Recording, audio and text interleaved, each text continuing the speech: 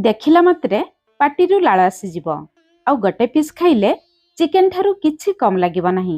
उपरु crispy भितरे एकदम soft आउ जुइसी पाटिरे देले मिलै जिवो। पणस चिल्ली बा चिल्ली पणस। वीडियो को शेष पर्यंत देखंतु। रेसिपी पसंद आसिले प्लीज वीडियो को लाइक करंतु, निश्चय गोटे शेयर करंतु। चैनल रे नुआ थिले तळे थिबा ब्लैक कलर सब्सक्राइब बटन रे प्रेस करी चैनल को सब्सक्राइब करंतु आउ नुआ नुआ वीडियो रो नोटिफिकेशन पाइबा पई बेल आइकन रो ऑल ऑप्शन रे प्रेस करंतु। जय जगन्नाथ। मो सस्मिता आपण समस्त को स्वागत करुछि सस्मिता स्टार किचन को। पणस चिल्ली बनेबा पई एठी मो 500 ग्राम रो पणस नेछि। पणस काटी सारिबा परे हळदी पानी रे रखिबे। पणस जमा कळा पड़िबो नाही। चिल्ली पई पणस को एमिति मीडियम पीसेस करी काटिबे। बेसी छोटो किंबा बेसी बड़ पीसेस करिवे नाही। पणस को काटी सारिबा परे तळपटे थिबा धळा अंश को काटी बात करिवे। पणस को केमिति सहज उपाय रे काटी परिबे से वीडियो आम चैनल रे अछि, आपण माने देखि परिबे। एबे चलंतु कढ़ाई रे किछि पानी गरम करिबा। पानी रे अल्प लूण, अल्प हळदी गुंड, अल्प सरिष तेल देबा। अल्प तेल देले जेउ जगह रे पणस सिझेबे सेई जगह रे पणसर अठा लागिबो नाही। तापरे काटी रखिथिबा पणस को देबा। गैस रो फ्लेम मीडियम रखी पणस को 4 रु 5 मिनिट पर्यंत सिझेबा। पणस को प्रथमे पानी रे अल्प सिझेई नेले पणसर कषा अंश चली जाए। पणस खाइबा पई भल लागे, किंतु ध्यान रखिबे पणस को सिझेबा समय बेसी सिझेबे नाही। केवल 50 रु 60% सेतिकी सिझेबे। बेसी सिझेई देले चिल्ली रे खाइबा पई भल लागिबो नाही। तापरे पानी रु भल भाबरे छाणी आनिबा। गोटे बड़ जगह रे रखिबा। टिके ठंडा हेबा पई छाडिबा। पणस ठंडा हेबा परे पणस रे अल्प लूण, अल्प हळदी गुंड देबा। पणस को सिझेबा समय रे आमे अल्प लूण हळदी देथिले। आपण माने लूण ध्यान रखि देबे। राग पई आधा छोट चामच रु भी कम राग लंका गुंड देबा। परे आमे अल्प गोलमरिच गुंड, अल्प कंचा लंका भी व्यवहार करिबा। आज आमे चिल्ली रे कोनोसी फूड कलर व्यवहार करिबा नाही। चिल्ली रे बहुत बढ़िया कलर पई गोटे छोट चामच काश्मीरी लंका गुंड देबा। बेसी राग न थाए किंतु बहुत बढ़िया कलर आसीबो। आधा छोट चामच रु भी कम गोलमरिच गुंड देबा। अल्प गोलमरिच गुंड देले चिल्ली रे बहुत बढ़िया बास्ना और टेस्ट आसे। गोटे बड़ चामच अदा रसुण रे छेचा। अदा रसुण अधिक देबे। चिल्ली रे बास्ना टेस्ट बहुत बढ़िया आसीबो।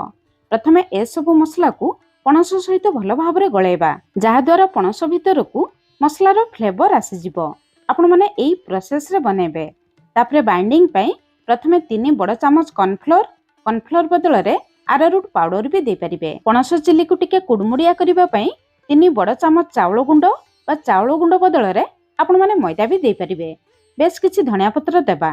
एबे चिल्ली रो टेस्ट बढ़ेबा पई आमे दुइटी खास जिंस देबा। गोटे बड़ चामच टमाटो सॉस बा टमाटो केचप, गोटे छोट चामच सोया सॉस। पणस गळेबा समय रे एई दुइटी सॉस निहाती देबे। देखिबे चिल्ली रे बहुत बढ़िया टेस्ट आसीबो। जतेबेले पणस को छाणिबे देखिबे पणस रु बहुत बढ़िया बास्ना भी बाहरिबो। प्रथमे जमा पानी देबा नाही, सेमिति गळै नेबा। एबे देखंतु पणस टिके सुखिला लागुछि आउ गोटे बड़ चामच कॉर्नफ्लोर देबा। सब जिंस को भल भाबरे गळै नेबा। तापरे आमे पानी देबा। पानी बेसी देबे नाही, केवल गोटे रु 2 चामच पानी देबे। गळै सारिबा परे देखिबे पणस ऊपर सब मसला एमिति हल्का कट हेबा दरकार। बेसी मसला हेले मसलार टेस्ट आसीबो, पणसर टेस्ट आसीबो नाही। किंतु मसला पणस रे भल भाबरे कट हेबा दरकार। एतिकी पणस पई मु 2 बड़ चामच पानी, 4 बड़ चामच कॉर्नफ्लोर, 3 बड़ चामच चावल गुंडर व्यवहार करिछि। एबे चलंतु पणस को छाणिबा। तेल को मीडियम हाई फ्लेम रे भल भाबरे गरम करिबा। तेल भल भाबरे गरम हे जिबा परे आमे पणस आनी गोटे गोटे अलगा करी देबा। एमिति देले पणस परस्पर जमा लागिबे नाही। छाणिबा समय रे भल भाबरे छाणी परिबे। पणस देई सारिबा परे 2 मिनिट पर्यंत जमा भी चटु लगेबे नाही। 2 मिनिट परे देखिबे पणसर ऊपर अंश टिके सुखिला हेई आसीबो। एमिति सुखिला हे जिबा परे पणस को अलटाई देबा।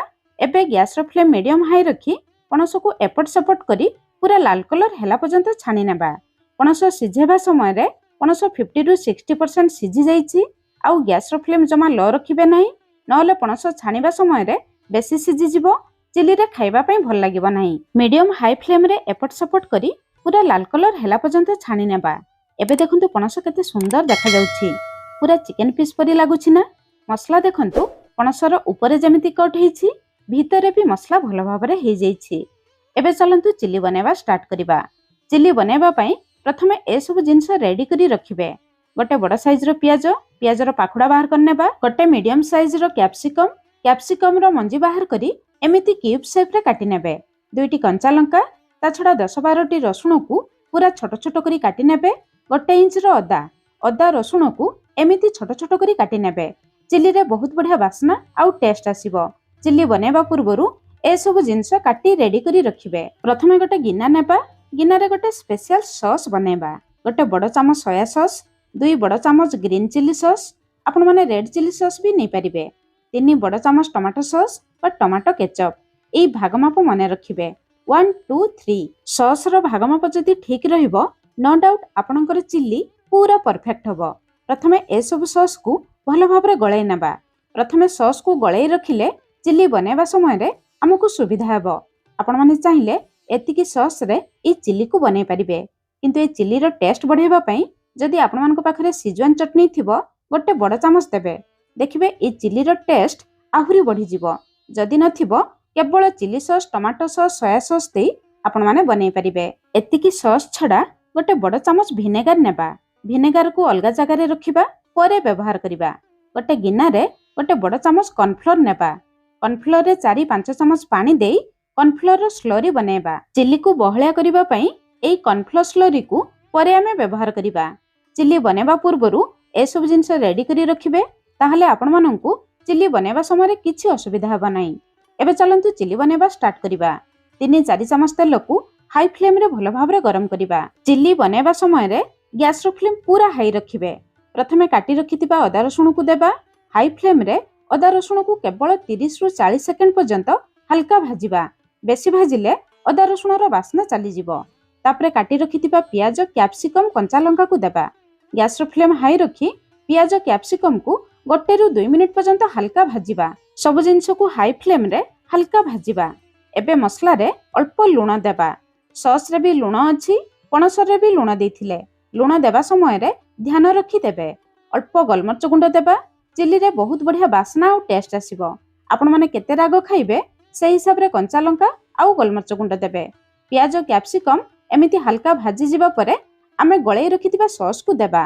ସସ୍ ଦେବା ସମୟରେ ଗ୍ୟାସ୍ର ଫ୍ଲେମ୍ ହାଇ ରଖିବେ, ତାହେଲେ ସସ୍ର ବାସ୍ନା ବହୁତ ବଢ଼ିଆ ଆସିବ।